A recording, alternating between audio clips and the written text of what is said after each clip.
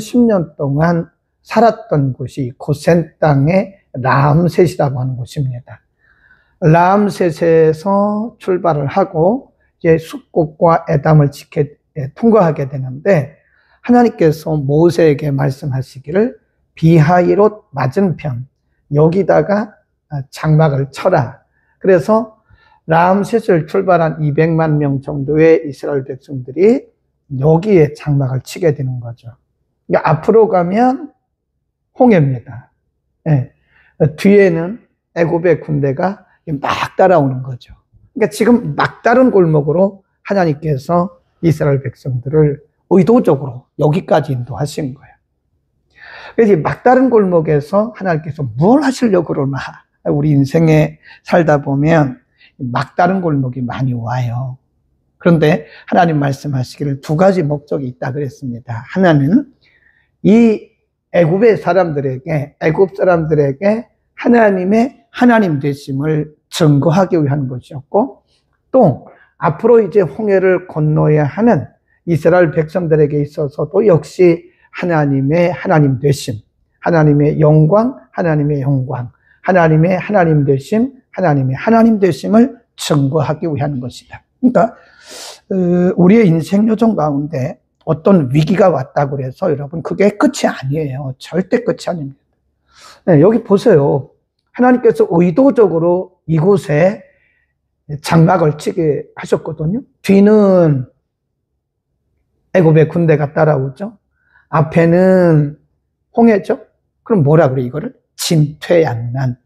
그러니까 앞으로도 나갈 수가 없고 뒤로도 갈 수가 없는 이 진퇴양난의 이런 상황을 하나님께서 의도적으로 만드신 거예요. 왜 그렇죠? 하나님의 영광을 드러내시고 하나님의 하나님 되심을 드러내기 위한 것이다. 그러니까 우리가 해석을 잘 해야 된다고 그랬어요. 우리 인생 요정 가운데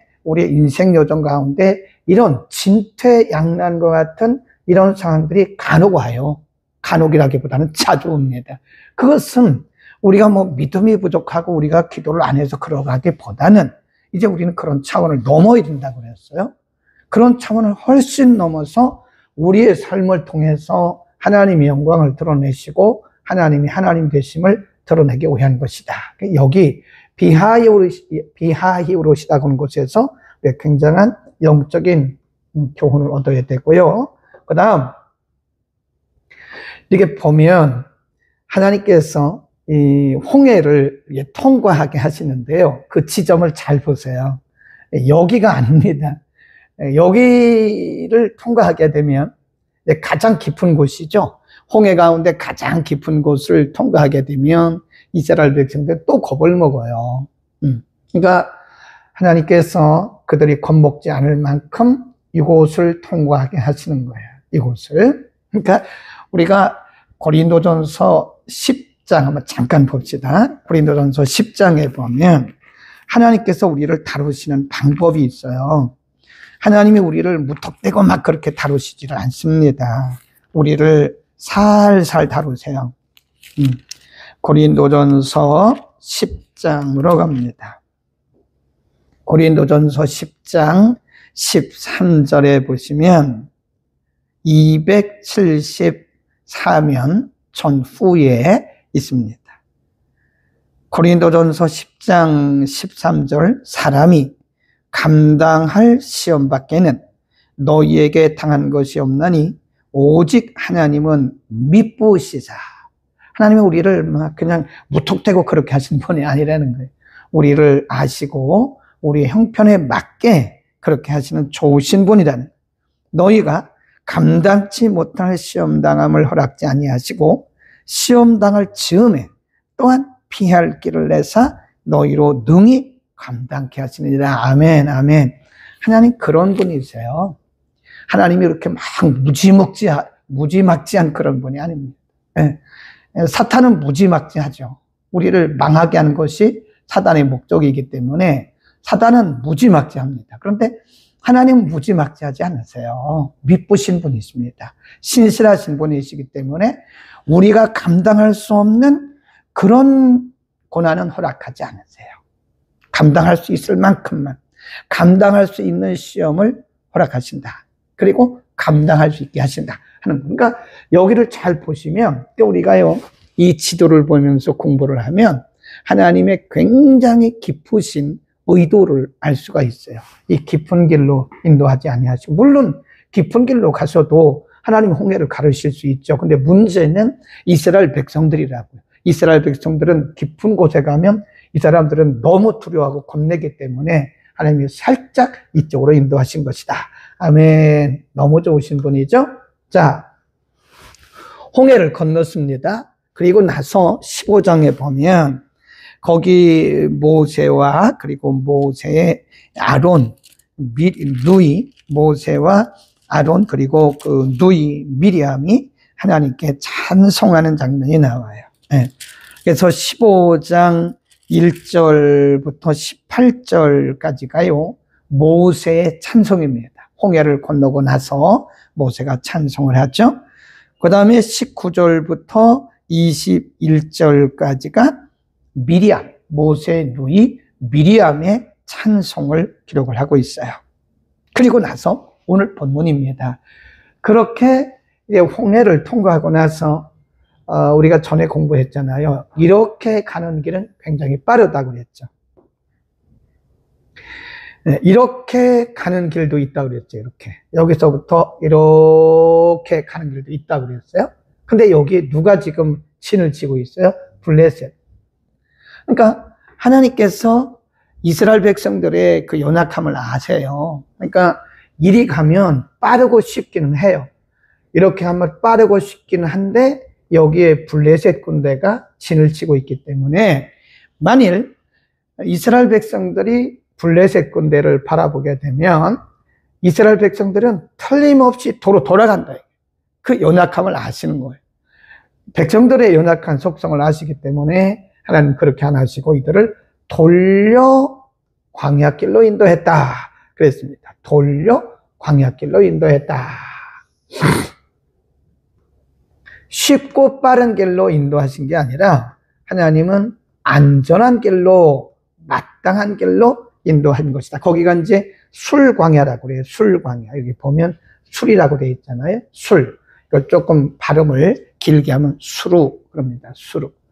수루 강야를 이제 통과하게 되고요. 거기 마라 엘림을 통과하게 되죠. 보시죠. 22절입니다. 22절. 15장 22절 모세가 홍해에서 이스라엘을 인도하며 그들이 나와서 수루강아리로 들어가서 거기서 사흘길을 행하였으나 물을 얻지 못하고 23절 마라에 이르렀더니 그곳 물이 있어서 마시지 못하겠으므로 그 이름을 마라라고 하는 뜻은 쓰다 그런 뜻이에요. 쓴. 그러니까 이스라엘 백성들이 이제 건넜죠. 홍해를 건너서 오는 거예요. 이렇게 와서 수루 광야에 지냈는데 물이 없는 거예요. 여기는 물이 없어요. 아예 물이 없어요.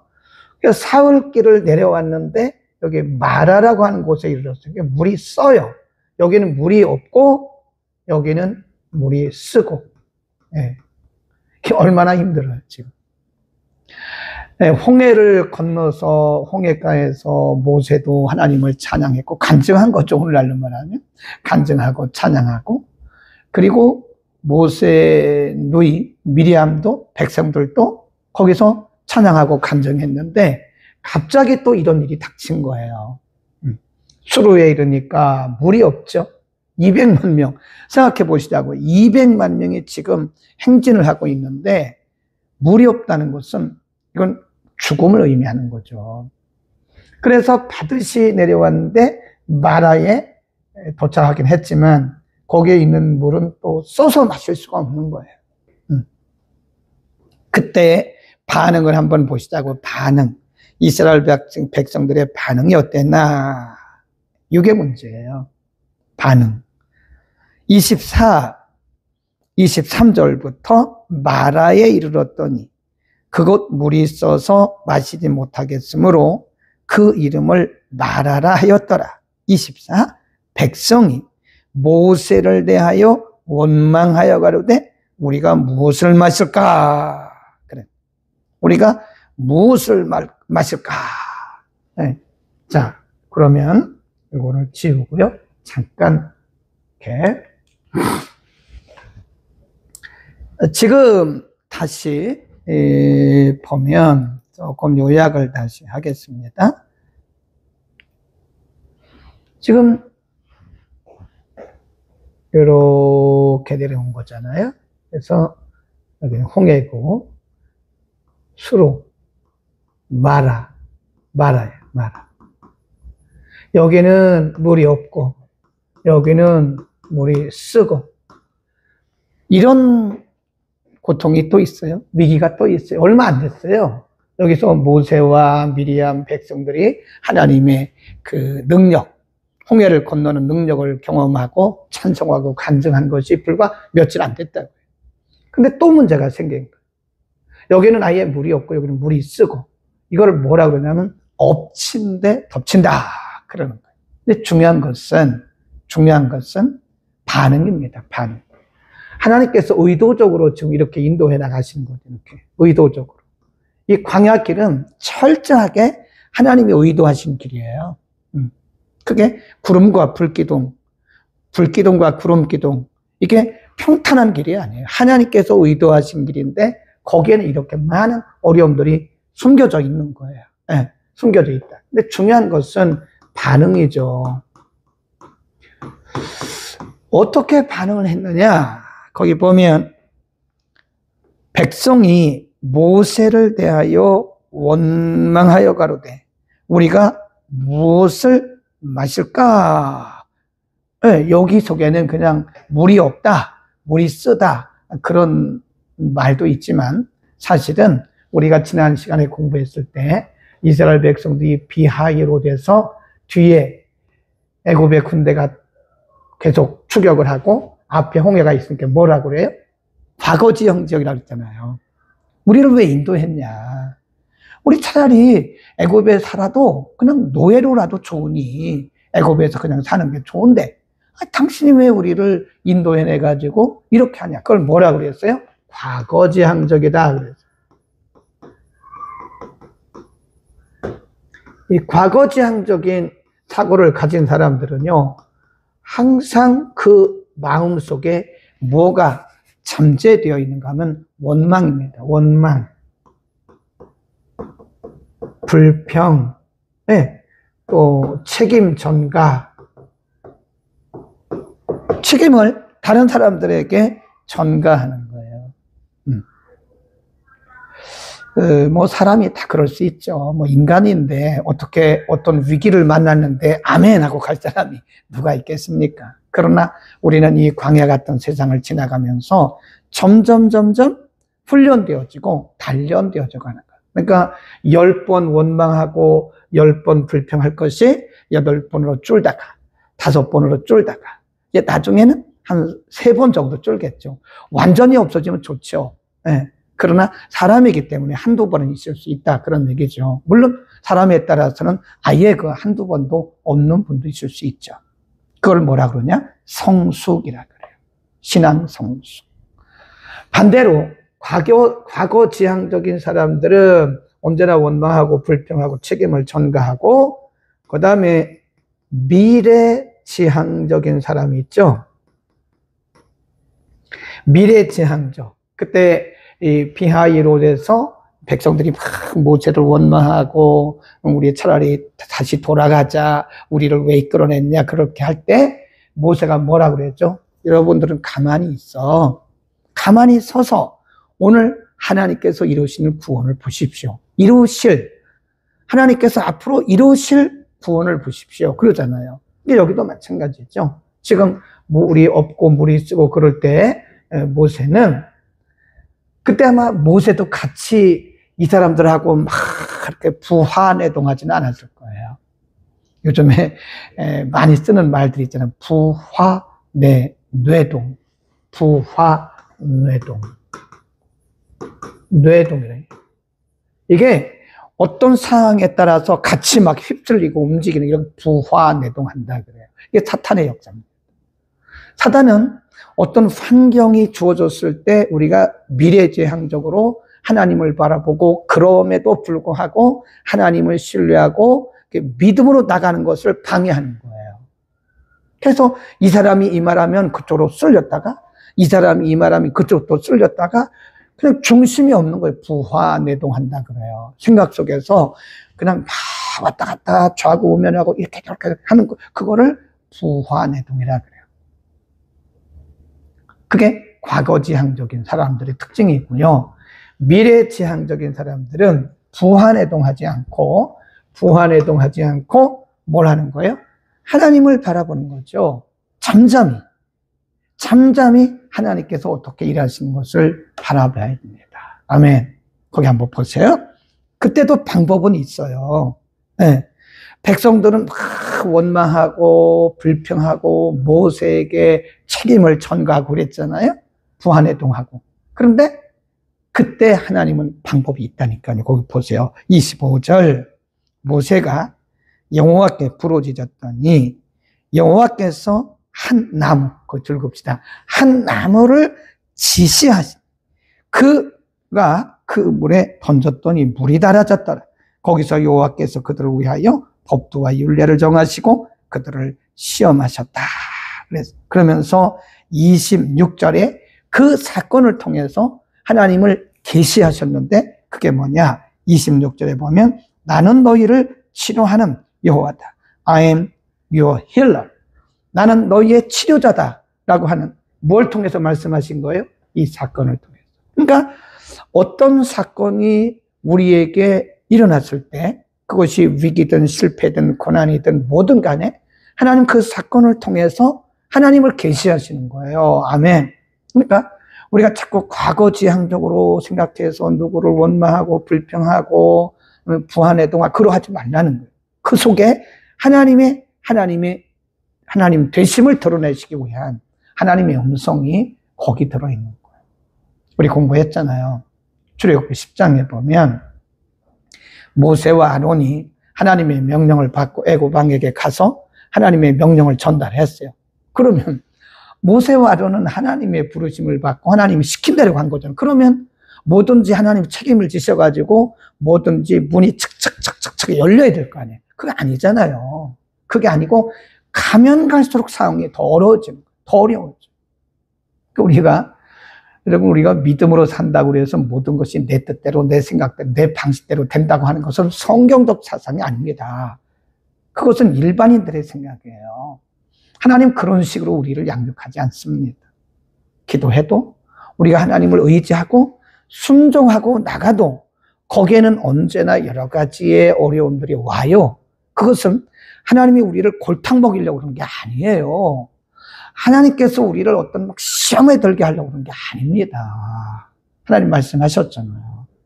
내가 애굽 왕의 마음을 이렇게 더 강팍하게 하는 것은 그들에게 하나님의 영광을 드러내고 너희와 너희 자손들에게 하나님이 누구신가를 가르치기 위한 것이다. 아멘. 하나님 이런 분이세요. 그러니까 다시 한번 생각해 보자고요. 이런 물도 없죠. 물이 있어서 마실 수도 없죠. 이때 과거지향적인 그런 사고를 우리가 갖게 되면 우리는 자꾸 퇴보하게 되는 거예요. 자꾸 사람을 원망하게 되고 지도자를 탓하게 되고 누구 때문에 그렇다, 누구 때문에 그렇다. 자꾸 자기는 잘못이 없는 거죠. 누구 탓 하는 거예요. 그러나 그때 하나님께서 모세에게 한 나무를 지시하세요. 그 나무를 지시하셨더니 그 쓴 물이 바뀌었어요. 단물로 바뀌었어요. 그리고 16절에 하나님의 의도가 뭐예요? 나는 너희를 치료하는 야훼라는 사실을 그들에게 계시하기 위해서 하나님께서 그런 것이다. 아멘. 하나님은 이 모든 사건들을 통해서 하나님을 계시하시는, 하나님을 우리에게 가르쳐 주시는 것이다. 아멘. 그러니까 우리가 하나님을 섬길 때요, 하나님을 믿고 갈 때 우리가 이론적으로야 다 알죠. 이론적으로 모르는 사람이 어디 있습니까? 우리가 수없이 듣고 또 읽고 배웠잖아요. 근데 이론과 실제는 달라요. 네. 이론 가지고는 우리가 세상을 못 이겨나갑니다. 어떤 위기를 만나면 이론적으로만 알고 있는 사람은 그냥 단방에 무너지고 말아요, 그냥. 근데 하나님은 그것을 방지하기 위해서 매 순간마다 우리의 삶을 통해서 하나님을 이렇게 계시해 주세요. 나는 이런 하나님이야. 나는 이런 하나님이야. 라고 하나님 자기 일을 계시해 주시고 우리에게 가르쳐 주시는 거예요. 그래서 그거를 하나님께서 우리를 뭐 해 나가신다 그래요? 양육해 나가신다. 하나님의 양육법은 인간의 양육법과 달라요. 네. 우리가 아이들을 이렇게 양육하다 보면 애들이 막 울잖아요. 그러면 당장 그냥 우유도 먹이고 젖도 먹이고 당장 그 아이들이 달라는 것 갖다 막 줍니다. 그건 양육되는 게 아니에요. 그 아이는 서서히 거기에 길들어가잖아요. 그러니까 힘이 없죠. 전투력이 없죠. 근데 하나님은 독수리 방법. 하나님의 양육법은 무슨 법이냐? 독수리 양육법입니다. 그래서 신명기에 보면 하나님께서 우리를 양육하시는 방법이 독수리 양육법이라 그랬어요. 독수리, 어미가 새끼를 양육한 것을 보면요. 네, 독수리 양육법이에요. 독수리는 이 낮은 곳에 둥지를 틀지 않죠. 높은 곳에 둥지를 틉니다. 그것도 의도적으로 여기 이제 바다가 있다고 하면 강이 있다고 그런다면 바다나 강, 냇가가 있다고 한다면 높은 바위에 이렇게 둥지를 틀어요. 거기서 이제 여기서 이제 독수리가 낳죠. 그러면 의도적으로 한번 이렇게 떨어뜨린다는 거예요. 의도적으로. 그리고 어미가 그것을 이렇게 보고 있다가 가서 바로 구해내는 게 아니라 이만큼 떨어졌을 때 얼른 가서 이 날개로 탁 업어가지고 다시 올라간다. 그러면서 그것을 한두 번 하는 게 아니에요. 여러 번 하다 보면 이 독수리 새끼의 날개에 뭐가 들어갈까요? 근육. 날개에 근육이 들어가고 힘이 들어가요. 그러면 이 독수리가 스스로도 이렇게 날려고 한다고요. 근육 훈련을 하는 거, 그게 스스로 날 수 있는 근육 훈련을 하는 거. 그래서 어느 정도 이것이 되면 이제 어디로 가느냐? 공중으로, 공중. 예. 이 독수리 어미가요, 깃에다가 날개에다가 이렇게 품고 그 새끼를 이렇게 날다가 어느 시점에 가서 탁 떨어뜨린다잖아요. 네. 그러면 그동안에 훈련되었던 이 독수리 새끼가 스스로 막 날개짓을 하죠. 근데 아무리 날개짓을 해도 어미만 못하죠. 그러니까 가다가 떨어지는 거예요. 그러면 또 여기서 어미가 새끼를 탁 안아요. 딱 업어요. 그래가지고 다시 또 올라갔다가 또 떨어져. 이것을 여러 번 반복하다 보면 나중에 이게 필요가 없는 거죠. 나중에는 이제 어미처럼 창공을 나는 그런 독수리가 되는 거예요. 아멘, 아멘. 우리는 그래서 해석을 잘해야 돼요. 오늘 우리에게 일어나고 있는 여러 가지 위기나 어려움과 고통과 이런 실패 이런 것들이 하나님이 우리를 힘들게 하기 위해서 우리를 망하게 하기 위한 것이 절대 아니라 하나님의 양육법이에요. 반드시 거기에 답이 있어요. 아멘. 답이 있습니다. 잘 보셔야 됩니다. 거기에 답이 있다니까요. 거기다 써놓으세요. 그곳에 답이 있다. 그곳이 뭐지? 위기 속에 답이 있는 거예요. 그러니까 우리가 이제 어떤 문제를 만나잖아요. 그러면 그 문제를 해결하는 방법이 여러 가지가 있는데 때로는 그 상황을 우리가 잠깐 피하는 것도 있어요. 하나님 피하게 하실 때가 있으니까요. 근데 어떤 때는 우리가 거기를 부딪혀야 돼요. 극복하고 나가야 돼요. 그러니까 어떤 문제를 만났을 때 이 문제를 피해서 다른 데로 가려고 하면 그 문제를 피하려고만 하지 말라는 거죠. 네. 그 문제를 피하려고만 하지 말고 이 문제 속에 거기 마라의 쓴물, 그 마라라고 하는 그 지역의 쓴물, 여기에 답이 있는 거예요. 하나님께서 뭘 하셨어요? 한 나무를 지시하시고 그 나뭇가지를 물에 넣으니까 물이 달아졌더라. 그러니까 응답은요, 저 멀리 있는 게 아니에요. 네. 우리는 때로 기도해놓고 그냥 막연하게 살아갈 때가 있어요. 막연하게. 근데 많은 경우에 보면 응답은 우리의 삶의 현장에 벌써 와 있더라고요. 우리가 그걸 모르는 거예요. 네. 구했으면 찾아야 돼요. 하나님께서 우리에게 응답해 놓으신 것들이 우리의 삶의 현장에 있다니까요. 어떤 때는 사람을 통해서 하나님이 응답해 놓으셨어요. 네.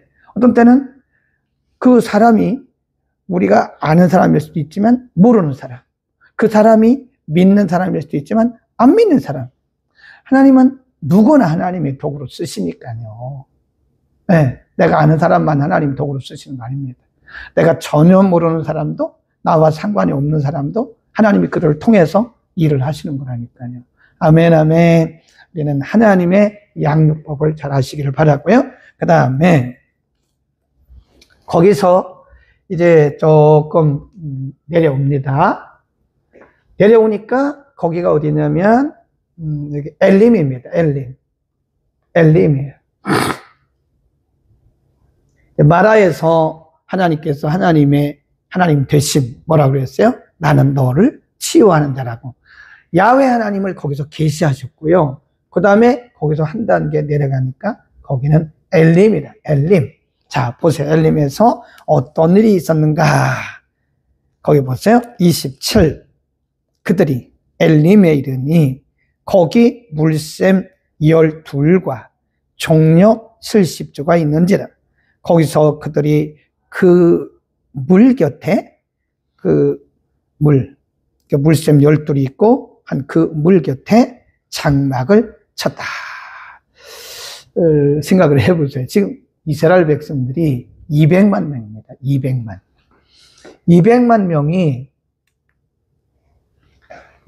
명이 엘림에서 일어난 거죠.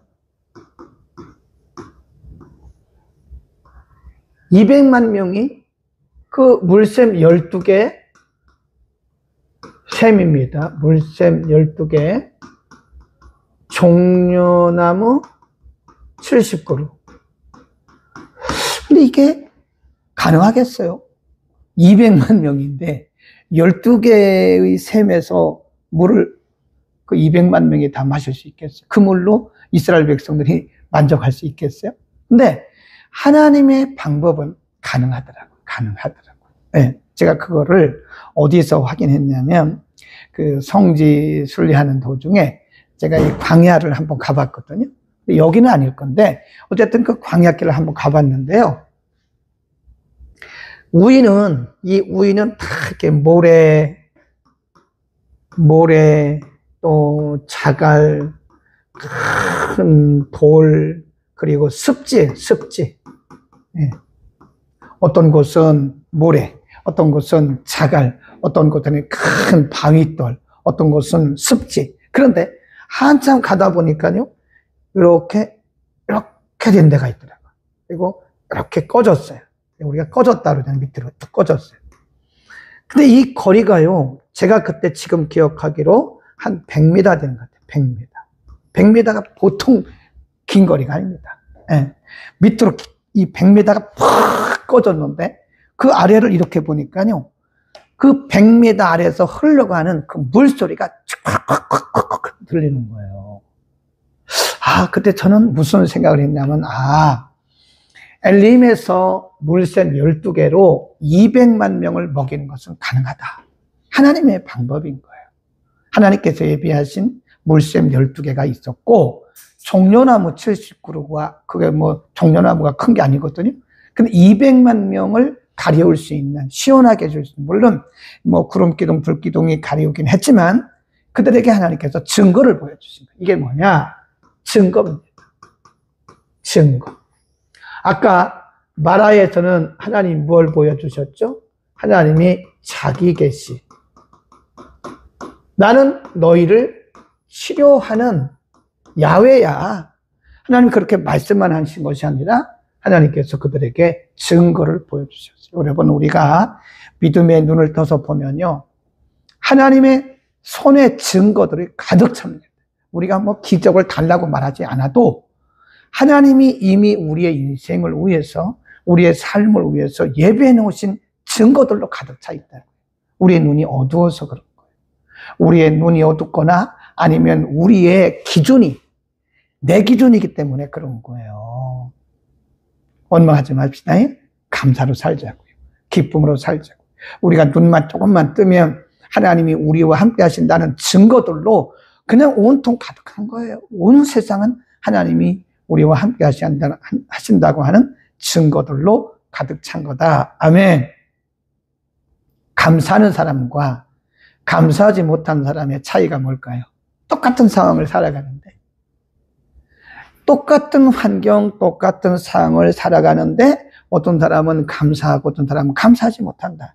더 나가서 어떤 사람은 불평까지 한다. 그래서 예배해 놓으신 것이다. 걱정하지 말자고요. 하나님이 다 증거를 주세요. 그리 아니하실지라도 우리가 감사하지만 하나님은 우리 연약함을 아시기 때문에 감당할 수 있게 하시고 또 그때그때마다 하나님이 하나님 되심을 증거로 보여주신다. 아멘. 그 다음에 16장으로 갑니다. 이제 어디쯤 왔을까요? 이제 출발을 다시 합니다. 어디쯤 왔을까요? 이제 쭉 가가지고 요 신의 광야 이만큼 왔어요. 마라, 수루, 마라, 엘림, 요만큼 왔어요. 자, 보세요. 16장. 이스라엘 자손의 온 회중이 엘림에서 떠나 엘림과 시내산 사이 신광야. 시내산 여기잖아요.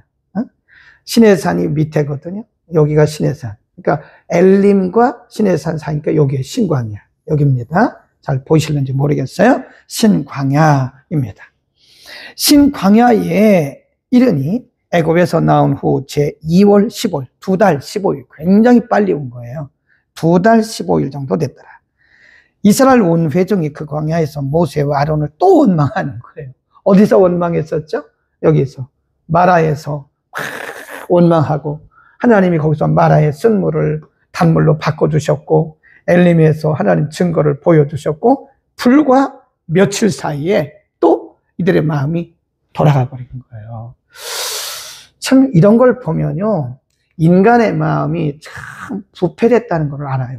인간의 마음이 너무 부패됐다. 네, 얼마나 됐어요 그게? 여기가 신이고요. 여기가 신의 산이고요. 여기가 이제 신광야예요. 여기가 엘림입니다. 마라. 여기가 수룩. 하나님 여기서 증거 보여주셨죠? 여기서 하나님 증거 또 보여주셨죠? 여기서는 하나님이 자기 계시를 하셨죠? 얼마나 소중한 하나님의 은혜를 입었습니까? 근데 이 신광야쯤 와서 여기 신의 광야, 신의 광야라고도 해요. 신의 광야에 이르렀을 때 거기 보세요. 또 이들이 원망하는 거예요. 2절 이스라엘 온 회중이 그 광야에서 모세와 아론을 원망하여 그들에게 이르되 우리가 애굽 땅에서 고기가 막 곁에 앉았던 때와 떡을 배불리 먹던 때에 여호와의 손에 죽었다면 과거 지향적이죠. 좋았을 것을 너희가 이 광야로 우리를 인도하여 내어 온 회중으로 굶어 죽게, 줄여 죽게, 그 말은 굶어 죽게 하는구나. 먹을 게 없다는 거예요. 참이죠, 정말. 이스라엘 백성들은 참입니다, 참. 여기서 쓴물 때문에 원망했죠. 바꿔주셨죠. 여기 물샘 12, 종려나무 70그루 보여주셨죠. 얼마나 됐다고, 그게. 그리고 지금 누가 함께 하고 있는 거예요? 하나님께서 구름기둥, 불기둥으로 지금 여전히 이들을 덮고 계세요. 여전히 함께 하시는데 이게 안 보이는 거예요, 이게. 이거는 안 보이고 뭐만 보이는 거예요? 네, 먹을 게 없다는 거죠. 환경만 보이는 거예요.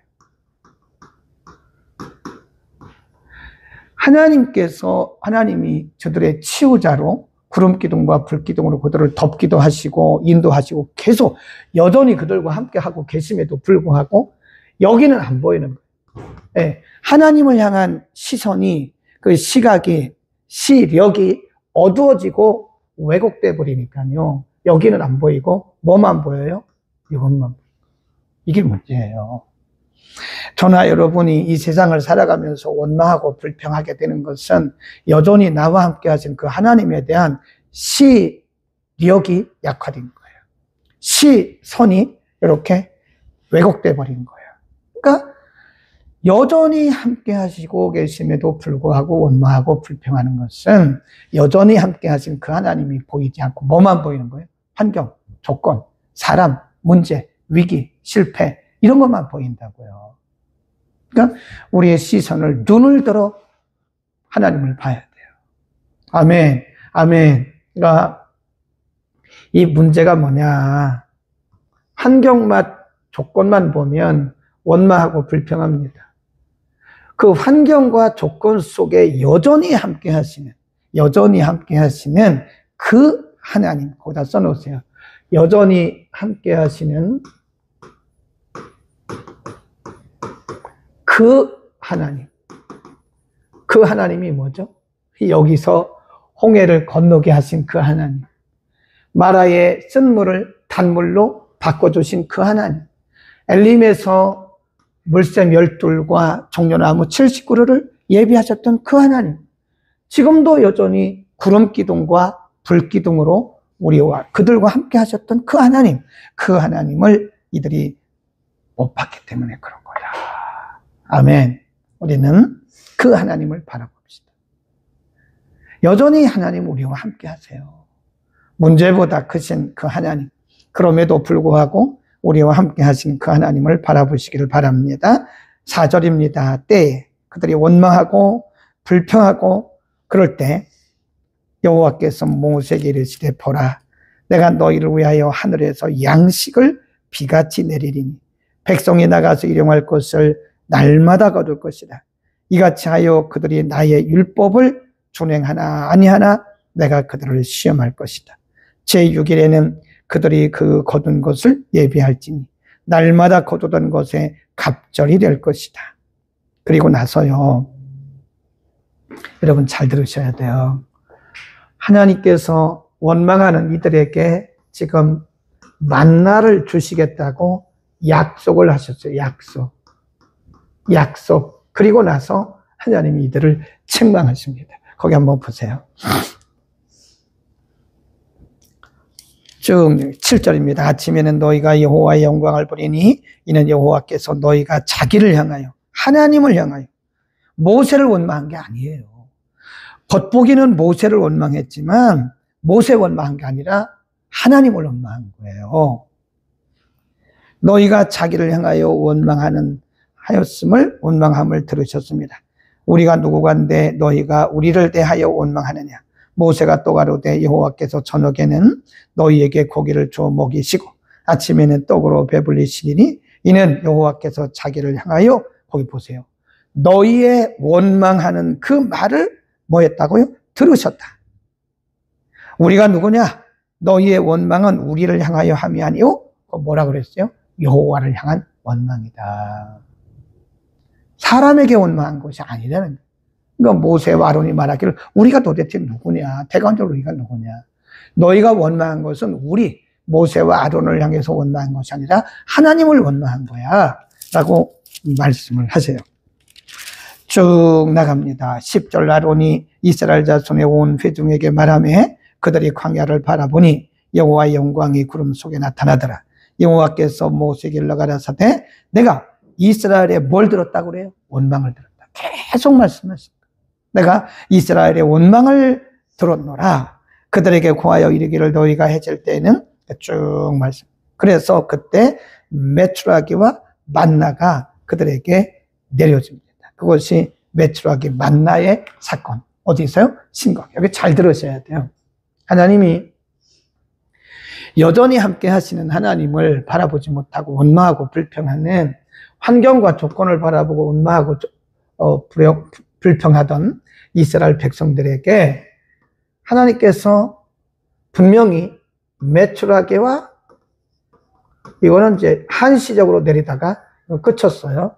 만나는 그건 40년 동안 계속 내렸습니다. 메추라기와 만나를 내가 그들에게 하나님 참 재미있으신 분인데 아주 그냥 코에서 냄새가 날 때까지 내가 줄 것이다 여러분 원망하지 마세요. 큰일 나요. 하나님이 코에서 냄새가 날 때까지 주신다 그랬으니까요. 그들에게 메추라기와 만나를 주시고 그 다음에 하나님이 그들을 책망하신 거예요. 책망하신 거예요. 뭐 했다고? 원망했다고.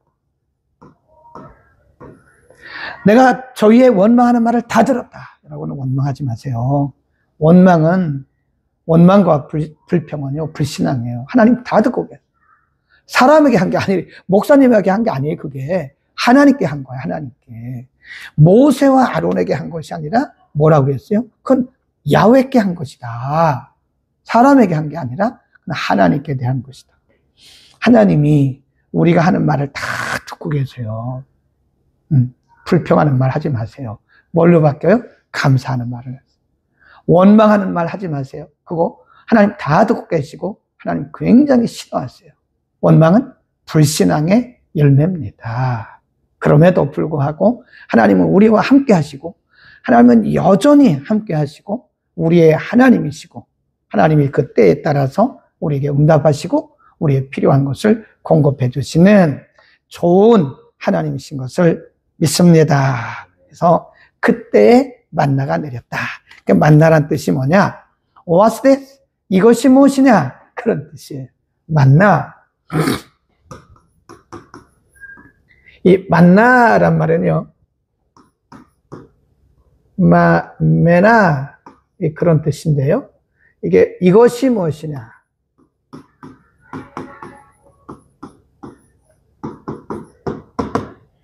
메나 그 말은 이것이 무엇이지? 왜 그럴까요? 왜 그것을 만나라고 그랬을까요? 이스라엘 백성들이 먹을 것이 없으니까 막 원망하고 불평할 때 하나님의 방법으로 하나님 이들에게 먹을 걸 주셨어요. 그러니까 전혀 생각하지 못했던, 전혀 기대하지 못했던 일들이 일어나는 거예요. 그러니까 놀라죠. 여러분, 우리 인생에도 하나님의 만나 사건이 많습니다. 우리가 놀래요. 하나님이 이렇게 세밀하시고 하나님이 이렇게 앞서가시구나. 하나님이 이렇게 예비하시구나. 우리가 놀래. 그게 만나예요. 물론 먹는 것도 만나지만 영적으로 보면 우리 인생 여정 가운데 우리의 삶의 현장 가운데 우리가 알지 못했던 크고 비밀한 것, 그게 바로 만남입니다. 크고 비밀한 것. 만나, 그 말은 메나. 이것이 무엇이냐? 바로 크고 비밀한 것. 그게 만나예요. 오늘도 우리는 하나님의 만나 속에 있음을 믿기를 바랍니다. 하나님의 만나를 먹고 살아가는 거예요. 그걸 깨닫는 게 은혜예요. 그러니까 하나님께서 우리의 삶의 현장에 우리에게 필요한 것들을 다 준비해 놓으셨는데 우리의 눈이 어두워서 못 보는 거예요. 원망하고 불평하고 무지하고 우리의 마음이 부패되어 있어가지고 못 봅니다. 그것을 보는 사람들은 감사하는 거예요. 만나, 이것이 무엇이야? 오늘도 여러분에게 만나의 은혜가 임하고 있음을 믿기를 축원합니다. 오늘 여기까지 하고요. 다음 주에 17장부터 하는데 다음 주에는 또 르비딤에서 놀라운 사건이 또 일어나요. 그러나 그럼에도 불구하고 하나님은 여전히 함께 하시고 오늘 우리에게 주시는 말씀 메시지가 뭐죠? 여전히 함께 하시는 하나님. 그럼에도 불구하고